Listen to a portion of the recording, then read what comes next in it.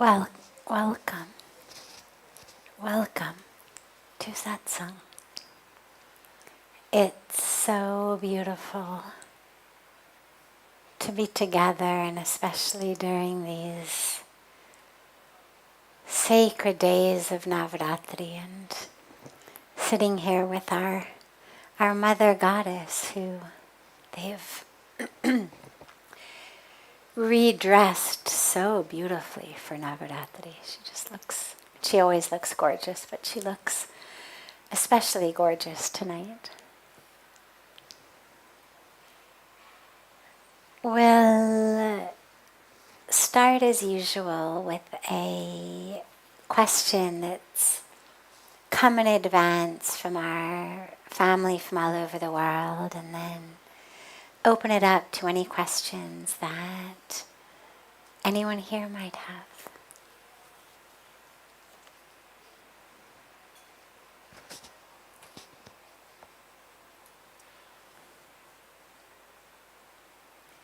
Wishing others well is a common practice among many of us, such as, I'm wishing you good luck, or I'm wishing you good health. Are these kinds of wishes meaningless because our words cannot change someone else's destiny? So, yes, our words cannot change someone else's karmic package, but the power of our intention, if the words are empty, they're meaningless. But if the words are deep and they actually come from a place of powerful intention, you're really wishing that person well, it actually has a huge energetic impact. There's lots of research. Those of you who have been coming to or watching satsang for a while, or who know me, know that I'm a scientist at heart, and I love where science and spirituality overlap. And of course, in spirituality, we talk about the power of blessings. Right? Like you get your parents' blessings, you take blessings from the elders. Even if we leave gurus aside, because of course we know gurus have the power. But if we just say blessings from ordinary people, parents, elders, teachers, well, spiritually, we know they're powerful. It's why we're told to take blessings from our parents, from our teachers, from our elders.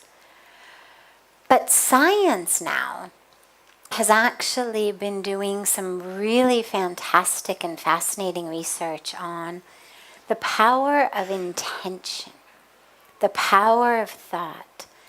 And what we now know is that my thoughts have the power to change not only what happens in my own body, that's a given, but they actually have the power to change things like the rate at which, the speed at which a plant grows in a laboratory across the country.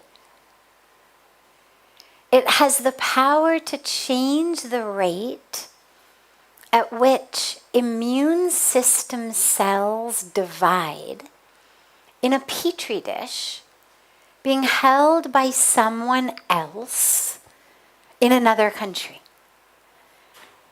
Right? Now, the science began by, okay, if you yell at a plant, we know that it doesn't grow, it doesn't grow as well. We did these experiments when I was growing up. You'd plant different seeds, and one plant you'd sing to in love, and another one you would ignore, and another one you'd yell at. They were science fair type of projects. But now the research has come that you don't even have to be in the present. So it's not the volume of your voice. It's not the actual energy emanating from your body 2 feet away. But it's the power of your intention. They've even miraculously done it over non-living objects. There's a thing called a random number generator that just randomly gives out either zeros or ones. And over a period of 100 or 1,000, you always get half and half. Because it's random. The power of thought, if they've got people powerfully intending either a 0 or a 1, it can actually move the percentage of zeros or ones that random number generator spits out. Yeah, wow. So this type of research really excites me because spiritually we know the power of thought. Spiritually in our scriptures we speak so frequently about the idea of what in Hindi is Jaise drishti vaise shishti. And it means as is the vision, so is the creation. As is my thought, so is the creation. But now science is right there backing it up. So if you really wish someone well, not in just a shallow way, but you actually are connecting deeply. Because it's not just if I randomly in my brain that's going 1,000,000 miles an hour and is in 1,000,000 places think about zeros or ones.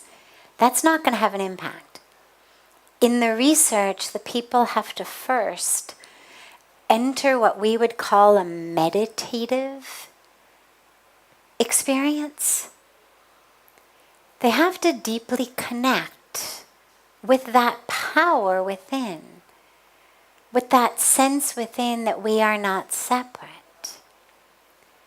So they do these very basic centering, grounding, breathing exercises just to get people grounded and anchored. So if you are prepared to really drop deep, anchor yourself, still yourself, and spend a few minutes really intending something for someone else, it actually has an impact. Power of prayer. There's lots of research. Makes no sense to scientists. How does it work? But it works. We know that people who are being prayed for do better. There's a power in that. There's a power in intention. And especially the more people who are intending together in alignment with each other makes it even stronger. So, yeah, keep wishing each other well, because the other beautiful benefit of it, actually, is that not only does it benefit the person you're praying for, but the people who do this, so the subjects or participants of the scientific studies, themselves during the course of this intention experiment, they became more peaceful, more joyful, healthier. The actual act of praying for another, intending another to do well, benefits us. It's like the Buddhist meditation practice of loving kindness. May he or she be healthy, be safe, be peaceful. Not only does that benefit the one I'm praying for, but a practice of loving kindness to others benefits me. So do not stop wishing each other well. It's definitely not empty. It's very full. The only thing that matters is you've got to be sincere about it, which of course is the teaching for pretty much anything that matters in life. If you're going to do it half-heartedly, You're going to do it not really. Don't bother. Who are you kidding? What are you achieving? But if you do it really, deeply, sincerely, that impact is profound on you and also on the world. We're much more powerful than we realize, especially our minds, our thoughts, our prayers, our intentions, much more powerful. We waste them waiting for people to like something we posted on Facebook, right? I mean, how much of that power is like, oh, I hope people have liked it. I hope people comment. But if we actually took that power of intention and prayer beyond our social media feed, beyond who was going to call us, into really, really wishing each other well on every level, wishing our world well on every level, we would heal individually and we'd heal collectively.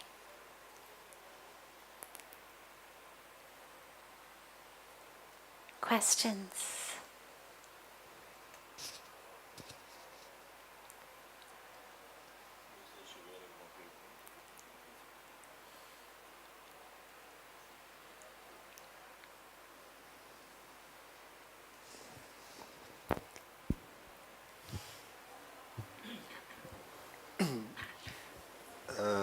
Thank you again to be present here in this moment.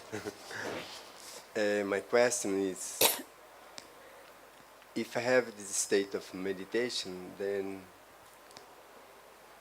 it will vibrate for every part of the world and touch the people in the heart. That's. I'm so sorry, I didn't, when you're in a state of meditation, I got the first part. What was the second part? If I connect with this state of meditation, then I vibrate this energy for the whole world and for every person that I intention. Yes, exactly. If you connect deeply in meditation, then you access that power for yourself and for others. Meditation is that connects us to the truth of who we are. A lot of times people think meditation takes us someplace else. People want to see lights, they want to see shapes, they want to see things. I have people sometimes say, you know, I don't see anything in my meditation, shapes or colors or lights. That's not the purpose of meditation. There's no hierarchy level where you can say, oh, you saw, a blue hexagon. You're at level 8 of meditation. But that's what people are sort of expecting, is that when I meditate, first I'll see these shapes and that, and then this will happen. And as though meditation were like one of those multi-leveled video games where, level 1, you have to make it through this area, then level 2, you fight the tigers. When you win against the tigers, you get to level 3, you fight the elephants. That meditation's not like that. Meditation is that which is connecting us to ourselves. So sure, some people at different times see different things. There's certainly nothing wrong with that. It doesn't mean that you've got an error in your meditation. But if you don't see it, that's also fine. I mean, there's no subjective sense or objective sense of anything being better or worse. The point is to be connected to the true self. And that true self is one with the divine, one with each other, which means that power. That power is within us. And we are connected. So for example, let's say that my arm itches and I scratch it. So there's a discomfort in my arm. I do something about it. Now my arm feels better. End of story. Now that seems easy because this is my body. I felt the itch. I scratched the itch. Therefore, I feel better. But if in my meditation I'm able to deeply connect with you, and there's a pain you are going through, I'm not saying I could scratch an itch on your arm, but there's something you're going through. Well, in my power of intention, my power of prayer, I can actually have a ripple impact on what's happening in your body. Not because I'm magic, but because we're actually not separate. And even though in the experiment, yes, the person who's intending is sitting in one country and the person holding a petri dish is in another country. Well, those are just these illusions of time and space, right? I mean, this is another place where science is telling us what spirituality tells us. Look at quantum physics.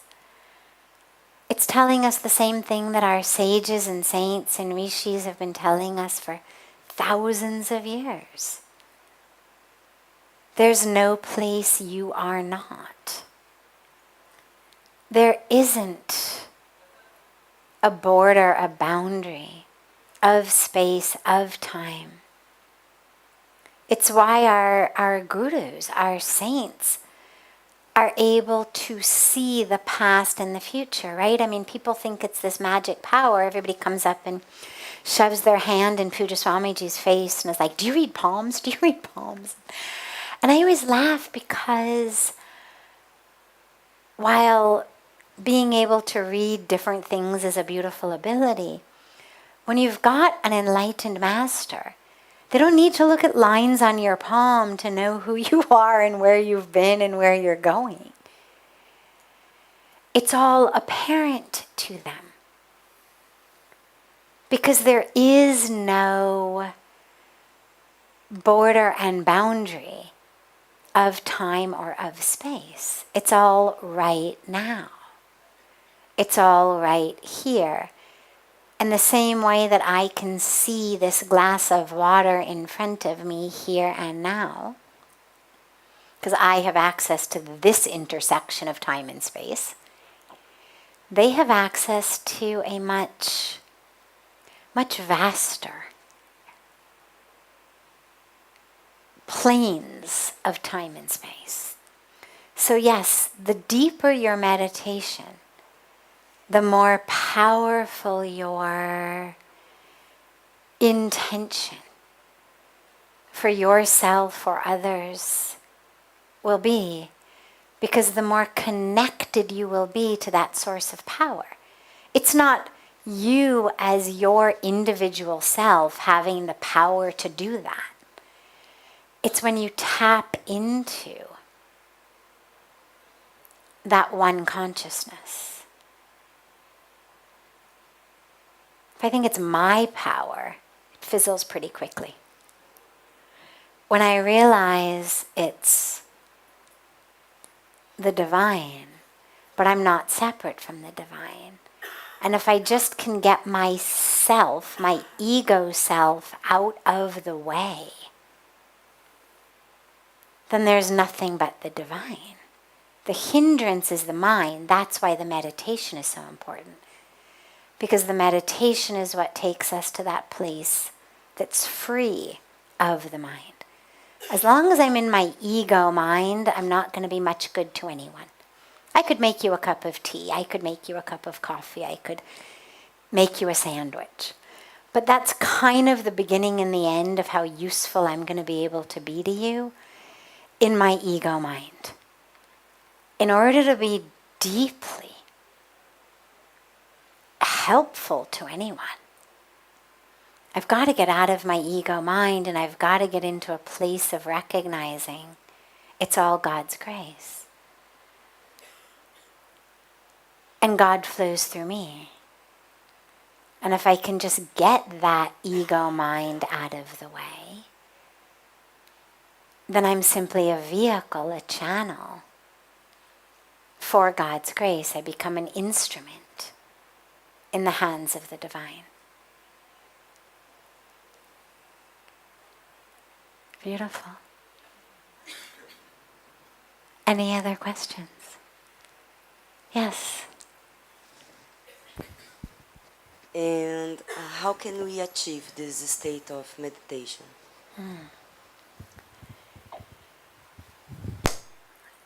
So meditation is a practice. What's important to realize is you're going back to your true self. A lot of people have this complex around meditation. I'm not doing it right, nothing's happening.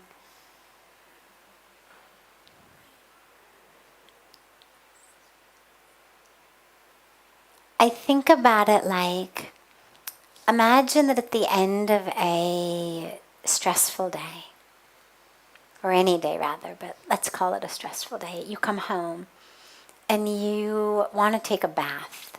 You're tired, you're sore, you're stressed out. And you turn on a bath and you fill it with beautiful water and you put in some essential oils and some rose petals, and you make this beautiful bath. But you get into that bath with all of your clothes on. How's it going to feel? Right, exactly. She scrunched up her nose like, ugh. Of course it's not going to feel good. Sopping wet, heavy clothes take that sense of away. In order to have that sense of you got to be naked. It's a prerequisite. In order to really, really enjoy that bath, you've got to leave all your clothes on the floor or in your room or hanging up, depending on how neat you happen to be, but they can no longer be on your body. In the same way in meditation, it's really about a removal of that which is on us. The clothes are on the body, but on our awareness, on our consciousness is usually ego stuff. My grudges, my pains, my fears, my worries, my competitions, my jealousies, my expectations. And so when I go to sit to meditate, you may have this beautiful environment, like your beautiful bathtub. But if I sit down and I'm full of stories, desires, expectations, fears, judgments, it's going to be like wearing high-heeled shoes and a suit and tie and a hat in a bathtub. You're not going to get anything that you're looking for. And so that's where, prior to going into meditation, a lot of us have practices that get us into a more meditative state. So if you look, for example, at the 8 limbs of yoga that the sage Patanjali gave. Now, of course, they can happen at the same time as well. They don't have to go sequentially, but they work really nicely sequentially because they begin with how you are in the world. If I'm lying and cheating and stealing and harming and committing all sorts of adultery and living this life that I feel ashamed of and is full of deceit, well, it's going to be very hard to embark on a yogic practice with that as my foundation. first I've got to just at least have the bare minimum of what you would consider a dharmic life, a yogic life. I'm going to be honest. I'm not going to tell lies. I'm not going to steal. I'm not going to harm. I'm going to have integrity. Right? And then you move into asana, which is a use of the physical body, because of course our physical body is the medium through which we experience enlightenment, awakening. Our brains, which are part of our physical body, are the medium through which we experience consciousness and truth. If you're brain dead or brain damaged, you're not going to be able to have those experiences. So our physical body is the medium. We're not the body, but we need the body to experience that state. If the chemicals in my body are all haywire, my brain is not going to be able to calm down. If I've had 30 cups of coffee this morning, or I'm drunk, or I'm on drugs, or I'm all riled up because somebody posted something obnoxious about me on Twitter, I'm not going to be able to still my mind. I'm going to become a slave of the mind rather than the one in charge. So asana is a practice of using the physical body to find balance, to find stability, to find strength. Also on just a basic level, it's what enables us ultimately to sit for long enough to actually meditate. But then it gets interesting. Then we go into pranayama. And for me, on a personal level, that's where my meditative practice starts. I have an asana practice as well, I just don't do it at the same time. So my meditative practice begins with pranayama. It quiets the mind in a very, very, very powerful way. It fills you with an experience of not being separate from the world. I'm taking in breath from outside, I'm letting it go back, and suddenly, if you're really quiet, still you discover there's actually no inner and there's no outer. You begin doing pranayama and it's all about the inhalation and the exhalation. I'm inhaling in, I'm exhaling out, from inside to outside, from outside to inside. But if you allow yourself to get really meditative and really still, you discover there is no inner, there is no outer. There's just breathing. So I begin with pranayama. And then staying with the 8 limbs of yoga, we come to pratyahara, which is a withdrawal of the senses from the outer world to the inner world, which is just a very conscious redirection of my attention. I'm no longer going to be focused on the sounds outside. I'm now focused on the world inside. And of course the mind goes back out and you just bring it back in. And then dharan, which is a sense of single-pointed focus. And you can use a mantra, you can use a candle flame, you can use a word, a name of God, you can use an image. But you see how we're going more and more inward, more and more still, more and more connected. And then once my senses are withdrawn, once I've got that single-pointed focus, then you get into meditation.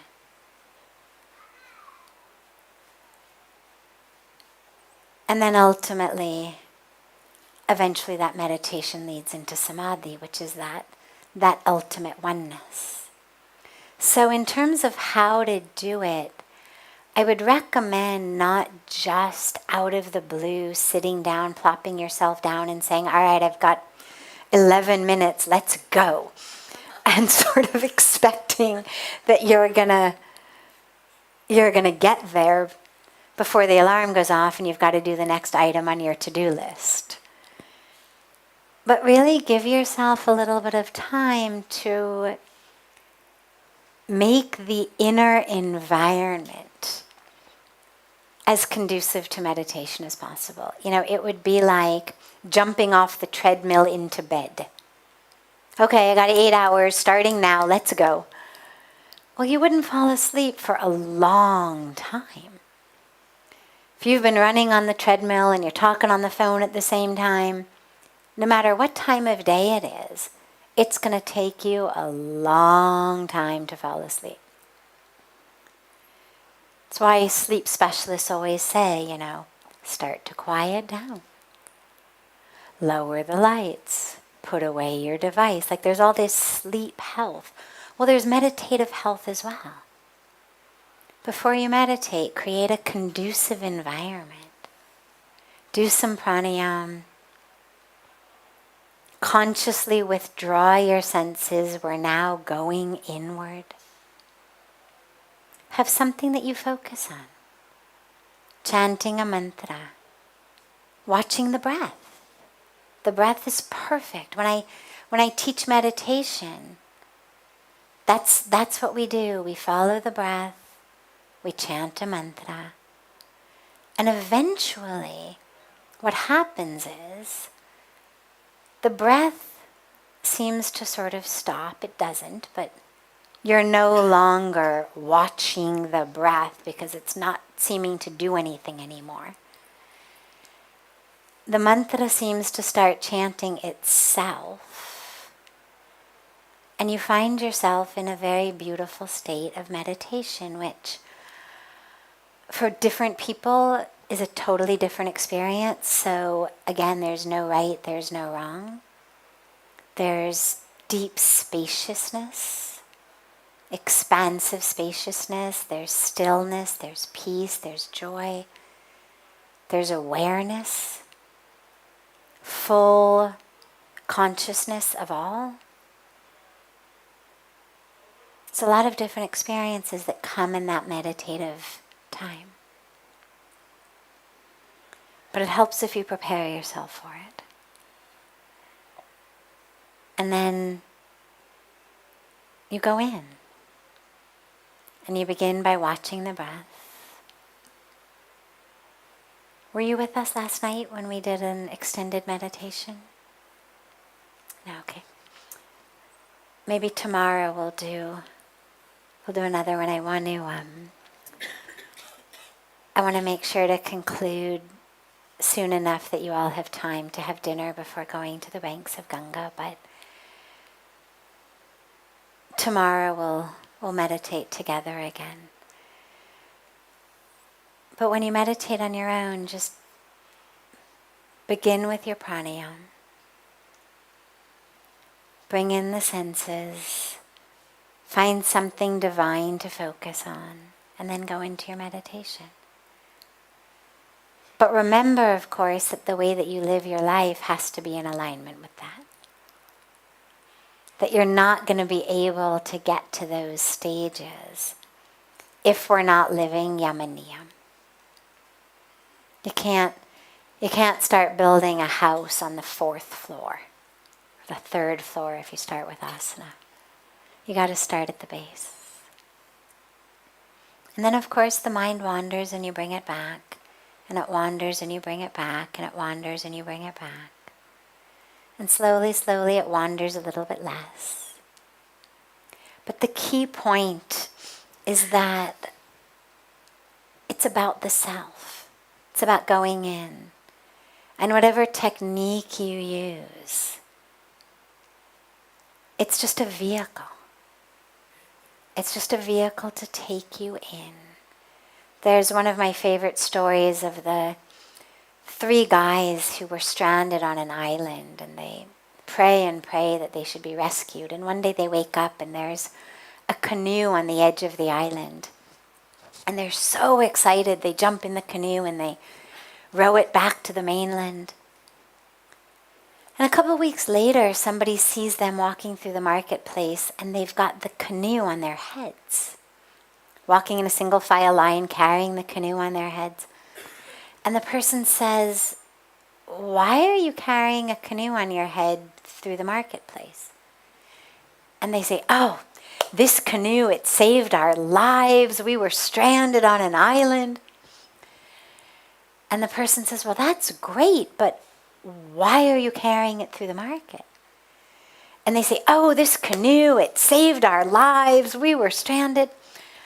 Well, the canoe was a vehicle. It was a life-saving vehicle. Glory to the canoe. But once they reach the mainland, the canoe actually becomes a hindrance rather than a help. Because now their arms are in a canoe, not able to do much.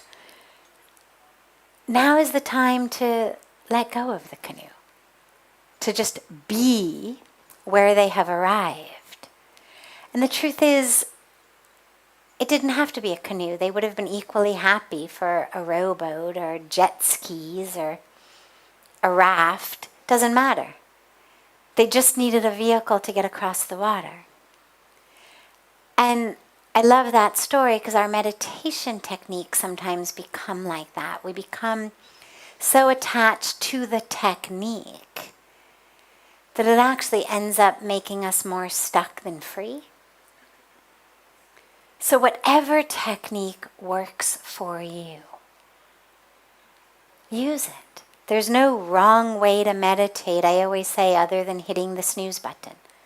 That's the only wrong way to meditate, is your alarm goes off and you hit snooze. You go back to sleep. That's the wrong way to meditate. Other than that, whatever technique you use that works for you, use it.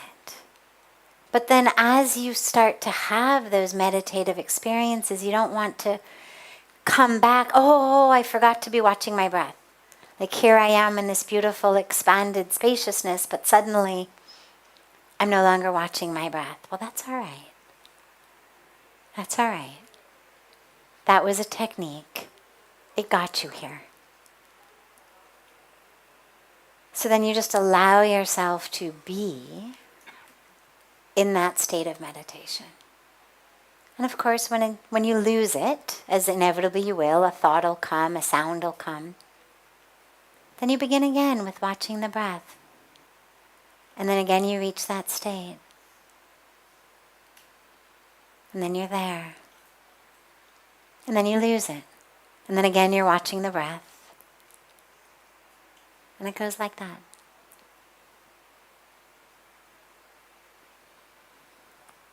Beautiful. Have a beautiful dinner. A beautiful rest of your evenings. We'll take you down as soon as you're done with dinner to the beautiful Ram Leela program. And to our family joining us from all over the world, have a beautiful morning and a beautiful day.